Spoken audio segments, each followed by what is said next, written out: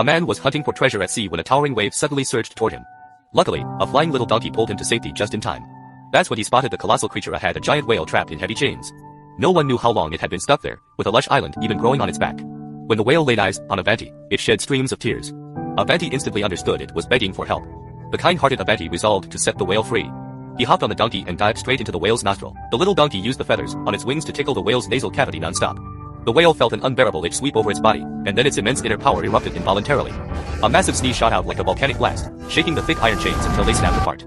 The whale finally broke free from its predicament and swam back to the depths of the sea. To repay Avanti's kindness, the whale set a crayfish to deliver a diamond ring crafted from pure gold. Unexpectedly, this was exactly the heart of the ocean the king had been desperate to retrieve, but Avanti hesitated, for if the king got his hands on the ring, the princess would have no more excuses to refuse marrying him. It turned out Avanti had already fallen deeply in love with the princess. He decided to risk everything for her.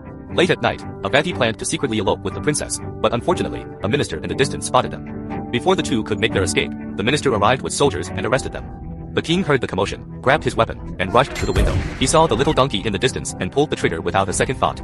The donkey, hit by the bullet, plummeted heavily from the sky on the spot. To save Avanti, the princess revealed her secret of eternal life to the king, but the cunning ruler was half believing. At that moment, the minister beside him hatched a devious plan. The next day, at the palace gate, soldiers rolled out 3 huge iron pots. The first was filled with boiling water, the second with seawater that could freeze a person into a popsicle instantly, and the third with poisonous milk. Anyone who passed through all 3 pots unscathed would gain eternal life. But the cunning king refused to risk himself. He shoved Avanti into the first pot without hesitation. Seeing this, the princess quickly took off her ring and threw it into the boiling water. Avanti successfully passed the first test, only to fall into the freezing pot next. In an instant, his body turned into a solid block of ice. Just then, the fire phoenix's primitive needle feather darted into the pot, and Avanti survived the second test. But when Avanti fell into the third pot of poisonous milk, the princess was left helpless. She had no way to save him. Everyone present assumed Avanti had been reduced to ashes and prepared to leave in regret. At that crucial moment, a white light suddenly streaked across the sky.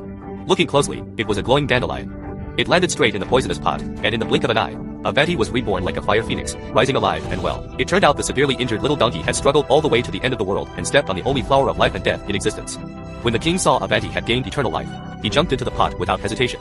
Unexpectedly, the king got trapped in a massive bubble and drifted off into the endless universe. Everyone praised Avanti for his heroic deeds and crowned him their new king. From then on, he lived a happy life with the princess. Finally, if you had to choose one, the little donkey, the fire phoenix, or the ice princess, who would it be?